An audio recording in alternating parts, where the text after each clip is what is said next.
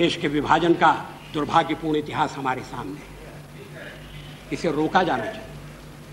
इस प्रश्न पर एक राय होनी चाहिए। एक राय करने की हम जिम्मेदारी ले सकते हैं अगर सहयोग मिले। अब मैं एक और प्रश्न उठाना चाहता हूं। राष्ट्रपति, बेगुनाह शहरियों को पर जुल्म ढाया जाता है, ये गलत है। और आपने अपने साथ एक ऐसी पार्टी भी रखी है जिसके प्रेसिडेंट ने और ये कहा है और अपने काडर को मुसलमानों पर छोड़ दिया कि ढूंढ ढूंढ कर उनको निकालो और उन बेगुनाहों पर जुल्म सितम ढाओ। ये ऐसा पार्टी को उन्होंने मामला बनाया है। सारी बातें आप अच्छी तरह से करते हैं, लेकिन जो हकीकत है उससे मुंह मोड़ दिया जा रहा है।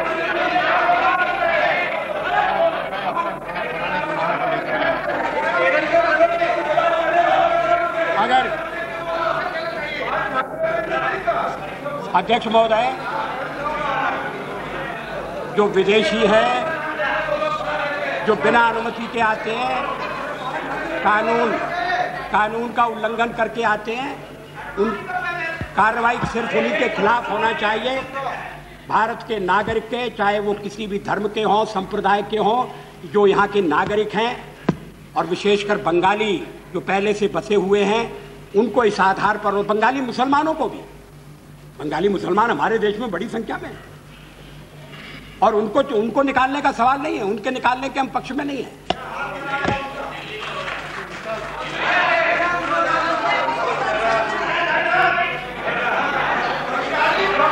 बोलने से डर गया।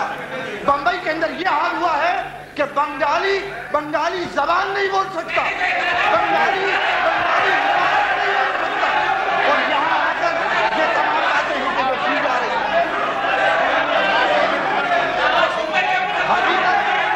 हकीकत समझने की ताकत नहीं, उनको हुकूमत करने की जुर्रत नहीं हो सकती।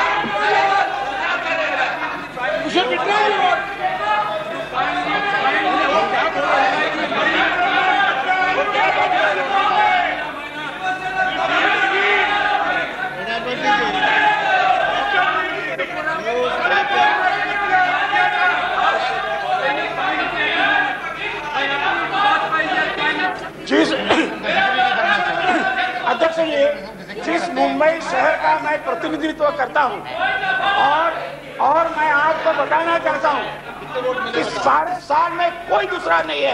हमने बंगाली को नहीं निकाला है, बंगाल से जो पाकिस्तान विदेशी आए हैं उनको हमने निकाला है, और उनका निकालना हमारा राष्ट्रीय कर्तव्य है। वही हम करें।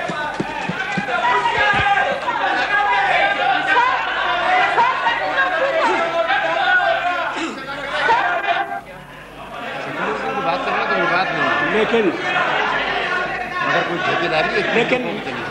मैं उदाहरण दे रहा था कि आखिर हम नॉन सेक्युलर हैं, किस लिए हमें नॉन सेक्युलर कहा जाता है? यही मुद्दे हैं, कुछ मुद्दे हैं, ये जो मुद्दे हम उठाते हैं, क्या बात है, तुम्हें क्यों रोकने की जरूरत? देश के हित में उठाते हैं, उनसे किसी का मतभेद हो सकता है। अब सांप्रदायिकता के साथ देश के भीतर जातीयता का जहर जिस तरह से फैलाया जा रहा है, वो क्या सांप्रदायिकता से कम घातक है? लेकिन उसकी बात नहीं हो रही है, क्योंकि वो उसकी बात करने से गठबंधन में कठिनाई पैदा होती है। उसकी बात करने से सत्ता की प्राप्ति में बाधा उत्पन्न होती है।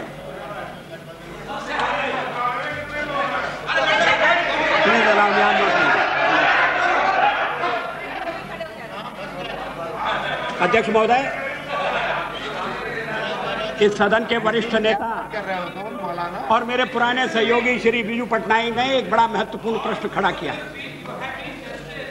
मैं मैं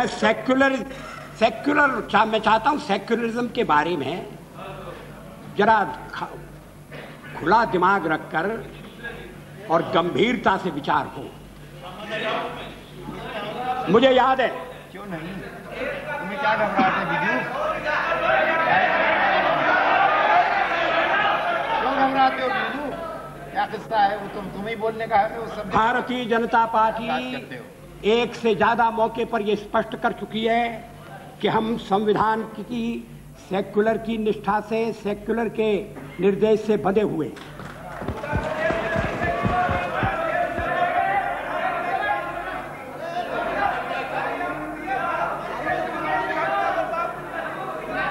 राज्य सेक्युलर होना चाहिए। भारत में राज्य हमेशा सेक्युलर रहा है, भविष्य में भी सेक्युलर ढांचे को कोई खतरा पैदा नहीं होगा। ये बात समझनी चाहिए। ये कोई कसौटी नहीं है सेक्युलर की। मंडल जी, इस तरह के सवाल मत पूछिए। अध्यक्ष महोदय, मैं इस स्थिति में नहीं बोल सकता।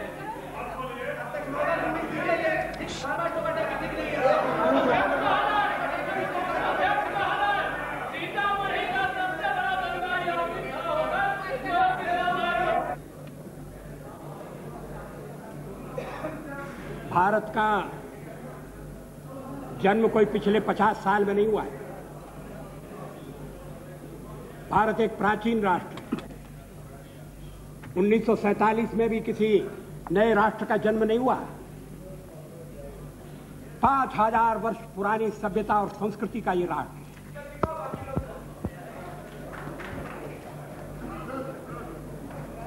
और इसलिए सेक्युलरवाद और या सेक्युलरवाद की भावना, जब संविधान परिषद बैठी थी, इस प्रश्न पर चर्चा कर रही थी, तब भी सेक्युलर का अर्थ क्या है इसके बारे में अलग अलग राय थी। लेकिन संविधान के निर्माताओं ने सेक्युलर शब्द संविधान में नहीं रखा। संविधान की प्रस्तावना में सेक्युलर शब्द आया जब देश में इमरजेंसी लगी थी, जेलों में बंद थे, विचार व्यक्त करने की आजादी नहीं थी, तब संविधान में संशोधन किया। पहले धारणा यह थी कि प्रस्तावना में संशोधन नहीं होना चाहिए, होगा भी नहीं, मगर प्रस्तावना में संशोधन कर दिया और भारत को डेमोक्रेटिक रिपब्लिक के साथ साथ सेक्युलर एंड सोशलिस्ट रिपब्लिक भी घोषित कर दिया। उस पर जो बहस हुई थी मैंने ध्यान से पढ़ी है। कांग्रेस के हर वक्ता ने और विशेषकर सरदार स्वर्ण सिंह ने इस बात पर जोर दिया कि हमारा सेक्युलरिज्म पश्चिम के सेक्युलरिज्म से भिन्न होगा। उन्होंने कहा कि ये बौद्ध धर्मों का देश है और सेक्युलर का अर्थ यह है कि किसी धर्म के मानने वाले के साथ भेदभाव न हो और सब धर्मों को समान दृष्टि से देखा जाए। हम इस व्याख्या को स्वीकार करते हैं, हृदय से स्वीकार करते हैं। यह हिंदू चिंतन का निचोड़ है, यह हमारी अस्मिता है, क्योंकि भारत में अनेक मतांतर हैं। केवल एक पुस्तक नहीं है, एक पैगंबर नहीं है। या ईश्वर को मानने वाले भी हैं और ईश्वर की सत्ता को नकारने वाले भी हैं। किसी को सूली पर नहीं चढ़ाया गया, किसी को पत्थर मारकर दुनिया से नहीं उठाया गया। ये सहिष्णुता देश की मिट्टी में है। हर एकम सद विप्रा बहुधा बदंती। और अब तो दर्शन उससे भी आगे चला गया है। ये अनेकांतवाद का देश है। इसको नहीं गिराया गया।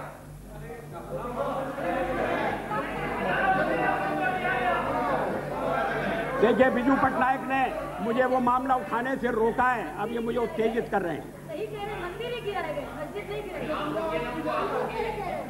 गिराए गए। यही तो मुश्किल है।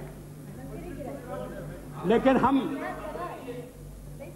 ये अयोध्या की घटना तो बाद में हुई है, आप तो हमको पहले से संप्रदायवादी कह रहे हो, पहले से सेक्युलर विरोधी कह रहे हो, क्योंकि आपका प्रचार राजनीतिक है, वो तथ्यों पर आधारित नहीं है। और अगर आप संप्रदाय नहीं है तो आपने कितने मुस्लिमों को एमपी बनाया?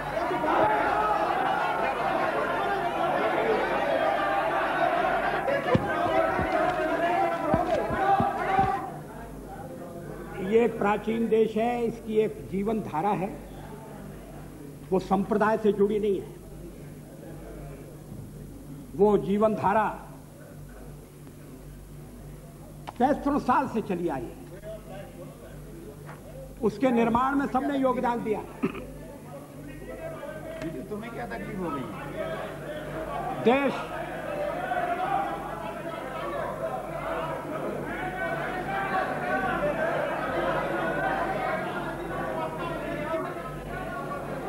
भारत मजहबी राज्य न बने,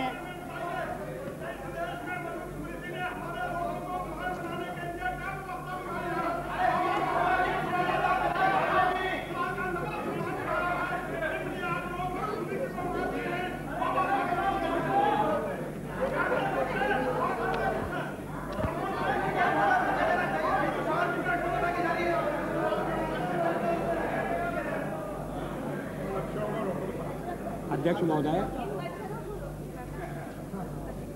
मैं मानता हूं कि इस कुछ मुद्दे ऐसे हैं जो विवादग्रस्त हैं, जो चर्चा को उत्तेजन देते हैं, मगर चर्चा एक व्यवस्था से होना चाहिए, चर्चा एक तरीके से होना चाहिए। अब मुझे बार बार टोका जाएगा तो मैं तो अपनी बात पूरी नहीं कर सकता। और अगर आप, क्योंकि संख्या में ज़्यादा ये फैसला करके आए हैं, क्या आप मुझे भी नहीं बोलने देंगे?